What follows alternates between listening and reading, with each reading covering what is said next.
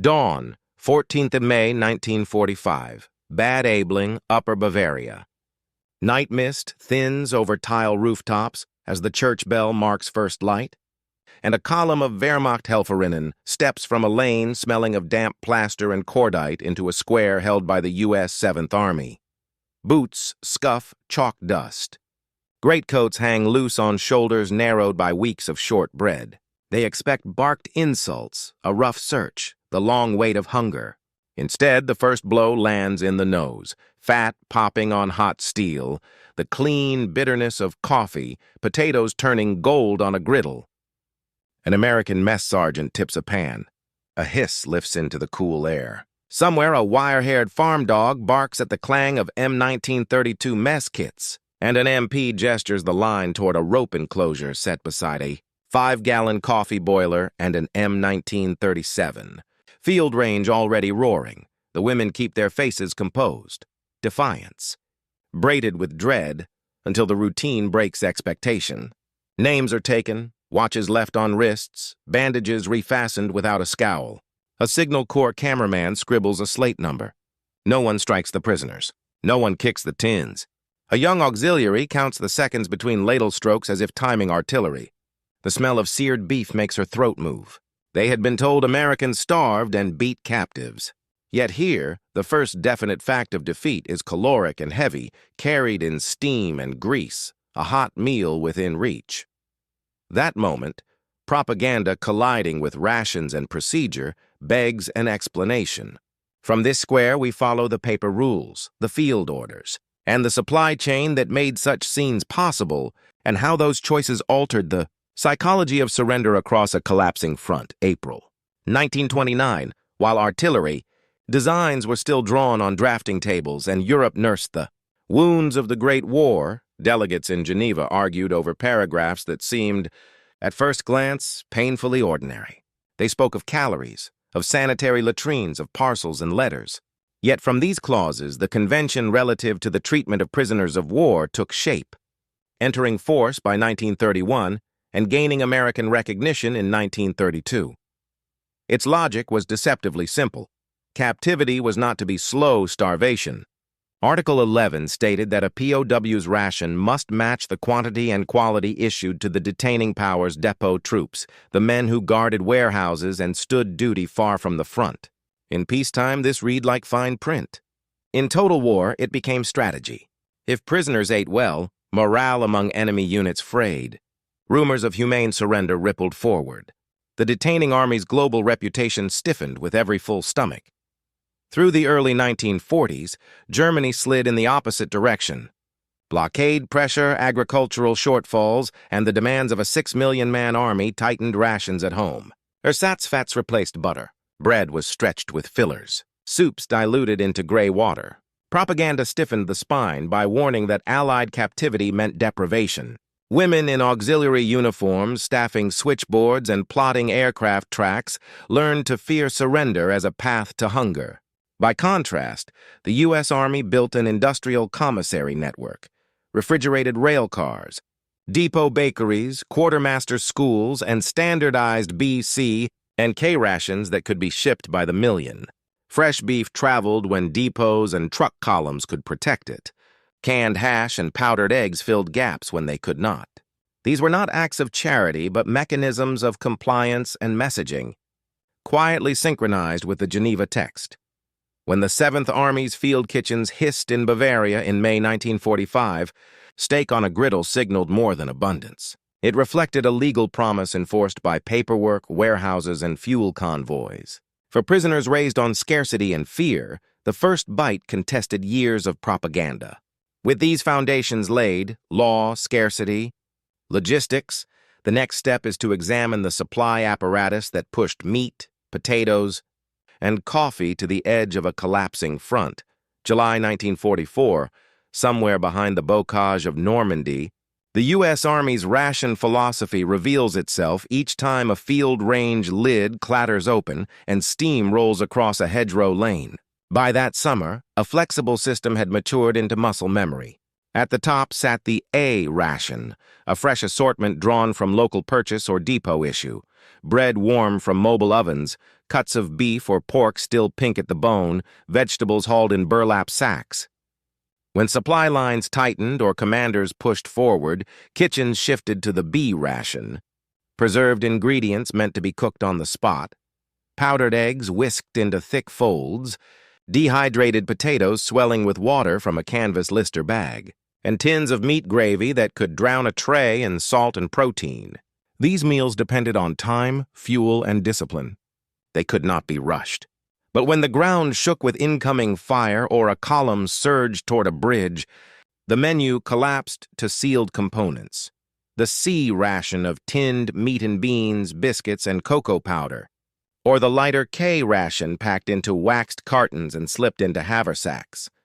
Calorically, the arithmetic mattered.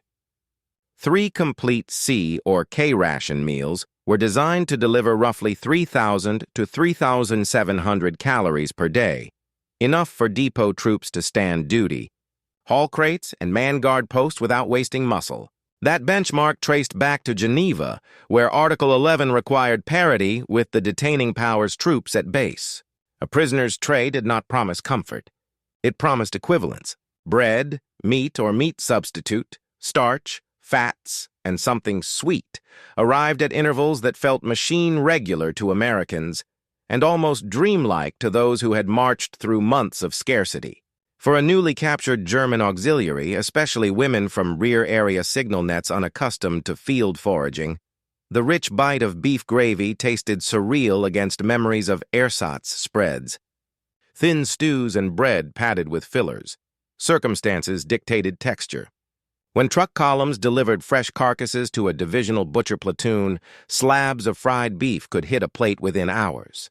When roads clogged or weather-flooded depots, canned stew and coffee became the steady drumbeat of captivity. Yet in either case, the calorie count and component balance satisfied the legal promise. Behind every spoonful sat warehouses, refrigerated railcars, and paperwork that synchronized appetite with obligation. With the ration architecture defined, we can now follow a specific mess line to its edge, where doctrine met the startled faces of prisoners unused to abundance. May 1945, Bad Aibling, southeast of Munich. Rain from the night has pooled in wagon ruts, and the last echoes of scattered surrender shots fade into the foothills. 7th Army patrols have already sealed the bridges over the Mangfall. Stacked Carabiner 98K rifles lie in neat rows beside the road. Into this landscape walk the Wehrmachthelferinnen, female auxiliaries whose final days of duty were spent coaxing faltering signal circuits and packing teleprinter parts rather than foraging for food. Their boots are dusty, their stomachs hollow. Rumor has been their only meal. Americans would strip them, starve them, teach them the cost of defeat. But the first thing they see is procedural quiet. Military police wave them toward a rope enclosure, their movements crisp but unhurried. Typewriters chatter beneath a tarpaulin as clerks register names and birthplaces. Medics tap thermometers, sling stethoscopes, and check for fever as routinely as if screening new arrivals at a depot. The contradiction rises on a column of steam. Cooks in rolled sleeves stand at M1937 field ranges, turning ladles through meat gravy and potatoes, thick enough to cling to the tin. Bread appears in neat bags, each slice far from the filler-heavy loaves the auxiliaries left behind. A guard rotates with a glance at his wristwatch. Routine, indifferent to captured fear. Linen bundles and notebooks are examined and returned. Watches remain on wrists. A woman with a bandaged ankle is seated on a folding stool and given water. Hours earlier, the auxiliaries rehearsed the humiliation they expected. Now they watch portion cups fill with fats and starch that smell like home during better years. It is not luxury, just depot-calibrated calories. The same baseline served to American troops at base camps, and thus in compliance with Geneva's Article 11. Images and reports from that afternoon show shoulders gradually lowering, disbelief flickering into cautious appetite. Not every plate received steak. Sometimes canned hash and coffee were enough. But where kitchens functioned and truck columns still ran, meat and potatoes could hit a mess tin before the surrender tags dried. That sensory pivot, from fear to food, became the first undeniable proof that the rules on paper could manifest on a wet Bavarian morning. From here, the trail widens. Depots, transit camps, and the channels through which logistics scaled this treatment far beyond one captured town. Late March 1945, on a rain-slicked road near the Rhine, a Feldwebel kneels beside a captured comrade and mutters that American captivity means cold and hunger, repeating a belief hammered into ranks since 1944. Division morale reports, especially those filtered up to Army Group B, had warned that Western Allied hands offered thin rations and humiliation. The warning felt credible. Germany's own bread stretched with ersatz fillers, fats rationed to ounces, and meat reduced to memory. Horror stories from the east, the camps of Tambov and Sverdlovsk, completed the picture. But by April, the rumor began to fray. Transported into Western hands, prisoners found themselves passed through orderly checkpoints where medical inspections were routine and mess lines filled without shoving. Caloric control replaced starvation as a management tool. In operational reports from the Ruhr pocket, German officers later recalled the shock of being handed ladled stew bulked with real meat, while guards chewed gum and compared wristwatches. The entire transaction conducted with bureaucratic calm. Farther west, at Le Havre's cigarette camps, named for brands like Lucky Strike and Old Gold, American logisticians fought to feed both departing U.S. troops and captured Germans. Ironically, paperwork occasionally routed the richer midday plate toward POWs, while outbound soldiers hustled for slimmer field components. Photographs and Quartermaster logs show steak, potatoes, and gravy appearing in prisoner trays when depot stores surged. Prisoners processed through these sites remembered portions that would have been festive at home. The surprise echoed particularly among female auxiliaries who had staffed radios and plotting boards. Their training steeled them for interrogation, not warmth rising from a tin plate. Intelligence officers recognized the leverage. Predictable meals quieted camp tension, eased searches, and made interviews less brittle. Regular calories, not spectacle, became soft power behind barbed wire. Letters stale-mailed back to German civilians hinted at the contradiction. No beatings, no starvation, sometimes coffee hot enough to sting the tongue. Post-war memoirs and unit histories, cross-checked by Allied interrogation summaries, preserved the theme. Defeat tasted of organized logistics rather than cruelty. In these quiet theaters, the mess line, the registration tent, U.S. food policy normalized surrender and protected guards by lowering the temperature of fear. With perceptions shifting at the rumor's source, we turn next to the industrial backbone that sustained this promise day after day across depots, railheads, and refrigerated trucks. Summer 1944, along a siding outside Cherbourg, refrigerated rail cars sigh in the sun while forklifts nose pallets of canned meat and flour into the maw of a depot warehouse. The scene looks uninspired. Clipboards, whistles, men in dungarees sweating over crates. Yet this is the muscle behind the menu. By then, the Army Service Forces had fused procurement offices in the United States with port commands in Britain and France, pushing foodstuffs through Atlantic convoys at a velocity that rivaled ammunition. Boxcars slipped into railheads marked by chalked symbols, their contents tallied in tons of calories, beef carcasses draped in muslin, drums of coffee beans, sacks of enriched flour. From these nodes, transport companies fanned out to Army and Corps dumps, where quartermasters assigned rations down to the ounce. The numbers mattered. Millions of operational rations, C and K cartons by the pallet, rolled off stateside assembly lines, their production as regimented as artillery shells. When divisions paused, field kitchens folded open B-ration crates and summoned hot meals from preserved ingredients. Dehydrated potatoes swelled in canvas tubs. Powdered eggs met boiling water. Gravy tins hissed as cooks stirred with paddle spoons. In quieter base areas, A-ration purchases pulled fresh vegetables and cuts of meat from local markets, wrapping conquered geography around an American appetite. The scale made Geneva's Article 11 administratively simple. Equal to depot troops meant drawing from the same depots. Once a prisoner compound was registered, its mess line became an appendage of the garrison's larder. If depot stocks swelled, plates filled. If trains backed up behind a bombed bridge, canned stew and coffee anchored the day. Transport bottlenecks, frost on rail switches, and cratered roads could thin menus. Yet the baseline held where American logistics held. Quartermaster reports from late 1944 onward record hundreds of thousands of hot meals served daily in stabilized sectors. Amid those figures, prisoners slipped into predictable routines, ladling calories measured by the same statistical mindset that allocated gasoline and .30 caliber belts. The memory of steak dinners did not spring from luxury, but from availability. When railheads bulged with meat, field ranges obliged. That abundance, routine rather than theatrical, eased guard workloads, quieted tempers, and softened the edges of interrogation. With the industrial backbone in place, we can now narrow our focus to specific American stateside and European transit hubs, where a captive's first meal under new authority became both nourishment and policy made visible. Late April 1945, salt wind from the Channel rolls across the dunes outside. Le Havre's Camp Lucky Strike exhales steam from a dozen mess hall chimneys. The cigarette camps, named for brands like Old Gold, Pall Mall, and Lucky Strike, have become administrative lungs at war's end. Ships arrive heavy with outbound soldiers. Trains depart laden with prisoners and freight.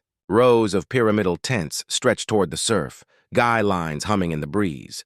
An American airman stepping off a truck blinks at the spectacle. German prisoners already in line for lunch, tin trays gleaming, ladles flashing. The smell hits first. Steak searing in gravy, potatoes mounded high, something sweet catching in the throat. The diarist records the moment with irritation and disbelief. His own rations have been thinner on the march. Yet the scene is not extravagance. It is Geneva rendered in starch and fat, equal to depot troops, translated into a plate cycle tied to the camp's supply node. Behind the mess line, the quartermaster's schedule ticks like a metronome. Mobile kitchens fire on coal and gasoline burners. Crates of B ration components stack shoulder-high beside sacks of flour. When A ration purchases from local French markets arrive, carrots bundled tight, beef still cool from a railhead, freshness spikes the day's menu.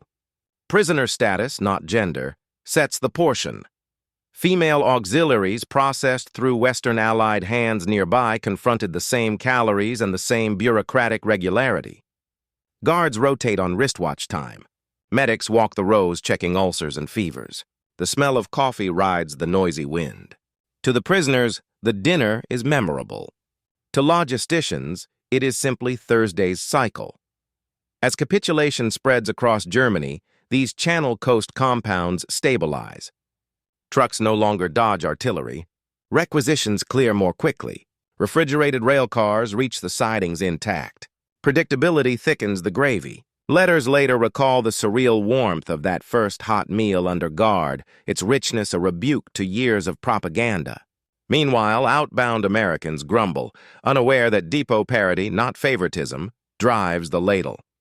The principle holds, feed prisoners as you feed the troops who guard warehouses.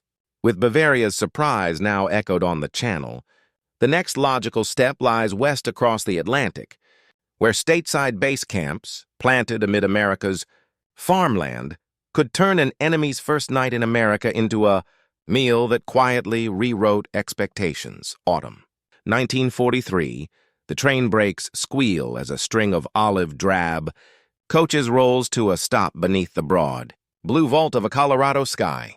Dust lifts from the siding at Otero County, and German prisoners, many taken in North Africa earlier that year, step down into a dry wind that smells of sun-warmed prairie grass and creosote ties. Guards from the Provost Marshal General Service lead the column through an outer gate of timber posts and barbed wire. Inside, the scene is almost disorientingly tidy.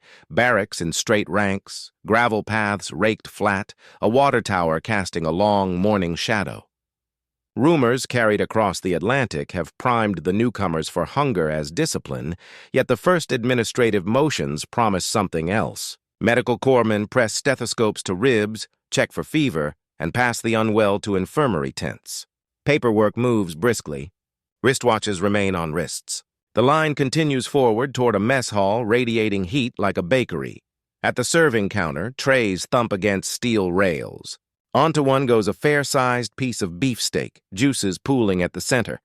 Beside it land 2 baked potatoes, their skins crisped, rye bread sliced thick and warm, a scoop of rice pudding dusted with cinnamon, and 2 soft-boiled eggs that wobble in porcelain cups. To prisoners who, only months earlier, measured butter by grams and watched meat vanish from home tables, the composition reads like myth. Post-war recollections fixate on this moment: the heft of the tray, the smell of seared fat, the odd comfort of routine. American base camp subsistence mirrored the rations of depot troops: bread, starch, fats, and protein scaled by quartermaster tables, making such meals administratively ordinary even if they felt extraordinary to captives. Between 1943 and 1946, Colorado alone operated dozens of branch camps, each drawing from regional agriculture and depot stocks. Work details thinned the day. Discipline and distance from family pressed heavily. Yet inside the wire, the caloric baseline held. Female prisoners, rarer but present where auxiliaries or medical staff were processed, confronted a doubled shock. Propaganda had promised starvation. Culture had taught that meat signaled celebration. Instead, policy produced predictability. Letters and memoirs later paired these meals with words like decent and surprising, not because captivity was gentle, but because the menu contradicted fear. Across oceans and railheads, the pattern hardened from anecdote to norm. Bavaria's field ranges, Lucky Strike's steam-clouded mess lines, and Colorado's prairie kitchens all pointed to the same quiet principle. Feed prisoners as you feed the troops who guard warehouses. With that transatlantic proof secure, we turn inside the wire, where calories became leverage and where identity, loyalty, and gender met the steady drumbeat of routine. May 1945, rain beads along the barbed wire outside a newly established compound in Bavaria, sliding down to darken the dust. The first hours of captivity churn with rumor and adrenaline.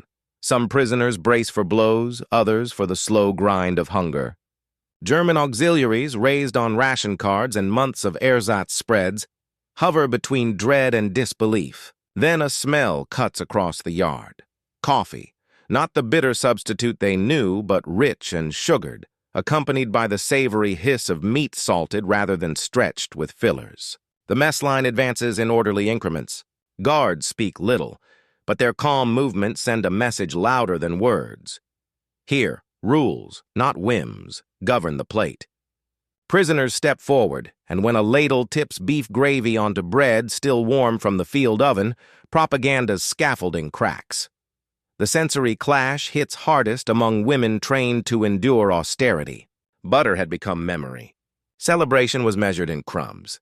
Now protein lands in tin cups with indifferent regularity, and sugar grains melt into real coffee. Shame, fear, and hunger soften at the tongue. Intelligence officers take quiet note. Search lines move faster. Medical inspections proceed without panic. Interviews lose their brittle edge. Predictable calories lower camp temperature, literally and psychologically. Hot meals, served on schedule, teach a message of finality. The fight is over. The enemy is not a caricature. Letters home and later memoirs replace visions of cruelty with scenes of clinic visits, postal queues, and the dull humanity of routine. For guards, the effect is tactical. Work details fill without protest. Disputes over bedding taper off. In women's compounds, sewing circles and language study reappear within weeks. Routine begets order, and beyond the fence, news, whispered through surrendered units, alters the calculus of surrender, especially among those weighing pointless resistance against certainty of food. As prisoners adjust to the steady heartbeat of subsistence, Allied authorities leverage compliance to rebuild infrastructure and keep violence low. With fear relaxing into appetite, we turn next to the gendered spaces inside these camps, where daily rhythms reshaped identity and hinted at the disassembly of Nazi authority in the most ordinary of chores. June 1945. On a secondary road west of Linz, A platoon of U.S. infantry accepts the surrender of a bedraggled column edging out of the woods. Their weapons are stacked quickly, helmets placed upside down beside them like empty bowls. What tips wavering officers toward negotiation rather than ambush is not only exhaustion but rumor. Western captivity means a mess line, not a starvation pit. Along collapsing fronts, that whisper has become policy made visible. A regular meal, sometimes remembered as steak and potatoes, sometimes only as canned stew and coffee, signals that surrender will be processed, not punished. Skirmishes that might have flared into pointless ambushes instead dissolve into orderly stacks of rifles. Lives are saved on both sides quietly by calories. Behind the wire, the effect compounds. In Europe's rear areas, prisoner labor details become the grease in the gears of recovery. Hoeing sugar beets outside Rouen or repairing fences in Kansas, well-fed prisoners are steadier and safer to supervise. Local civilians, initially wary of enemy uniforms, watch women and men in drab jackets queue for meals like anyone else. Suspicion loosens into grudging curiosity. Geneva's Article 11 offers commanders a legal shield against calls for punitive rations, and the quartermaster's supply tables make compliance routine. 1 ladle of meat, 1 scoop of potatoes, 1 slice of bread. The plate becomes a contract renewed daily. For female auxiliaries in particular, women pulled from switchboards, plotting rooms, and medical wards, equal rations dissolve a barrier of fear. In mixed infirmaries and communications debriefings, hunger no longer sharpens defiance. Nourished, they are more willing to sketch unit charts or identify equipment without the brittle edge of desperation. Intelligence summaries note that cooperative tone correlates with predictable meals and coffee served hot. Order spreads through the camp like warmth through tin, yet benefits attract scrutiny. On American main streets, ration books still pinch the dinner table. Headlines asking if the nation is coddling its captives spark letters to editors. Politicians tour camps, noses wrinkling at the smell of gravy. Commanders respond by pointing to Geneva and to cold arithmetic. Fed prisoners riot less, work more reliably, and generate fewer guard casualties. Calories become leverage, harmonizing justice with utility. Still, limits surface where policy meets shortage. Bombed rail bridges or flour deficits force substitutions. Categories like internee and enemy alien complicate the tidy promise of equal plates. These frictions invite closer inspection of how the system bent, and sometimes buckled, under pressure. Our next step as we follow the edge cases where doctrine strained against scarcity. April 1945. Mud clots the wheels of a quartermaster truck stalled outside Castle, and cooks curse the sky as another squall pelts the canvas covers. Inside a forward enclosure, prisoners queue patiently, but the smells drifting from the field range are thin today. Canned meat and vegetable hash, bread sliced thick to stretch the plate, coffee brewed from grounds reused once already. This is the edge of the system, where transport snarls after major offensives squeeze railheads to a trickle and fresh carcasses arrive days late, if at all. The Geneva promise still stands, calories equal to depot troops, but the method shifts. More starch, less protein, more bread to fill the stomach.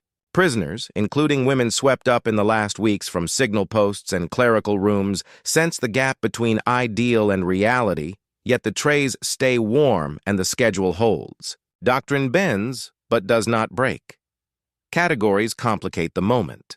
Some captives wear uniforms and fall squarely under the 1929 Convention. Others, civilian auxiliaries, camp nurses, clerks, are logged as internees, where legal obligations diverge and local regulations influence resource allocation. In the chaotic spring, Allied commands juggle millions. POWs, displaced persons, surrendered units reflagged as disarmed enemy forces, each label tugging at the supply tables. Variability seeps into mess halls. In stable zones, depot-fed kitchens keep meat on plates. Farther forward, the cycle tightens and canned components dominate. Still, the psychological effect persists. Regular hot food, regardless of prestige, blunts panic, smooths searches and anchors routines. Where rail bridges lie twisted in riverbeds, substitutions become art. Powdered eggs for fresh, Dehydrated potatoes instead of spuds hauled from a French shed, canned fruit syrup drizzled over biscuits to mask repetition. In coastal transit camps and stateside bases where supply flows unbroken, prisoners later recall steak and gravy, meals that surprised women raised on wartime austerity. These memories do not erase the lean days, but sketch the boundary conditions. The system worked best where trucks could roll and warehouses breathed. Acknowledging the limits sharpens rather than dulls the shock felt by a hungry Reich stepping into orderly mess lines. From these constraints, the narrative now extends into the long echo. How lawful meals colored captivity's memory, reshaped peacetime stories, and fed the revisions that matured into the Third Geneva Convention. June 1946. Sunlight slants across a quiet rail yard outside Stuttgart, where former prisoners wait for transport home, the war receding into rumor. The hunger of 1945 has softened into memory, and with it comes the flavor of captivity, the first bite of hot meat under guard, the monotonous cadence of tins on bleak days, and the unexpected relief of bread and sugared coffee when fear clenched the stomach shut. Across Europe and the United States, these recollections begin to surface in letters, interviews, and early memoirs. Women who once staffed switchboards and plotting boards describe not triumph or spectacle, but the steady thump of ladles on mess trays. Men remember the odd gentleness of routine, clinic visits, postal queues, and the bureaucratic predictability of calories that dulled bristling nerves. These sensory threads, braided through post-war testimony, pulled public debate toward the question of what it meant to feed an enemy well. In Washington and Geneva, legal minds took note. The experience of 1929's convention, its promises tested by global scarcity, became the scaffolding for the 1949 Third Geneva Convention, broadening obligations and clarifying the murkier categories of internees and disarmed forces. Military historians and Quartermaster studies in the United States treated POW subsistence not as charity, but as a function of power projection. Calories became a measurable tool for morale, discipline and reputation, their delivery as telling as any parade ground. For Germans who had braced for starvation, the memory of equal rations became a grammar of defeat that felt less like humiliation and more like domestication into rules. It helped reconciliation find a human footing among ruins. Female auxiliaries' stories, fewer in the record but resonant, trace the same arc: shock at the sensory contradiction, adjustment to routine, and the later recognition that these meals were law-made edible. Their memories joined a wider chorus that insisted future conflicts inherit not only legal text, but logistical expectations, making promises credible because trucks, railheads, and field ranges already knew how to keep them. With law refined and memory durable, our narrative can return to the image that opened it: dawn in Bavaria, steam rising from a griddle, and a silent realization passing through a line of hungry women that the war was over. And the rules, at last, were different here. Evening falls over the same Bavarian street where, at dawn, fear arrived before appetite. The air cools, carrying the quiet clatter of metal utensils on enamel trays and the soft shuffle of boots loosened at the ankles. Inside the temporary enclosure, the female prisoners eat without hurry, surprised at how quickly hunger has outrun suspicion. The steak on tonight's plate might not return tomorrow. Perhaps it will be canned hash or a ladle of stew, but the principle has already done its work. Between guard and guarded stretches, not threat, but paperwork. Lists inked in neat columns, temperatures recorded by medics, portions measured by ladle. It feels administratively human, as though the machinery of defeat has settled into rules rather than whims. For the women, the shock lies not in kindness for its own sake, but in the strangeness of a conqueror who honors a promise written years before they enlisted, a clause drafted in rooms they never imagined. For the Americans, the calculation is cold and pragmatic. Order is cheaper than cruelty. Calories are quieter than fear. When lanterns douse and murmurs fade, the final image rises from a field range, steam lifting into the violet sky, a thin thread between policy and person that held while a continent came apart.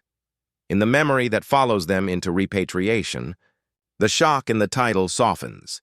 Meat and warmth instead of ash, routine instead of revenge.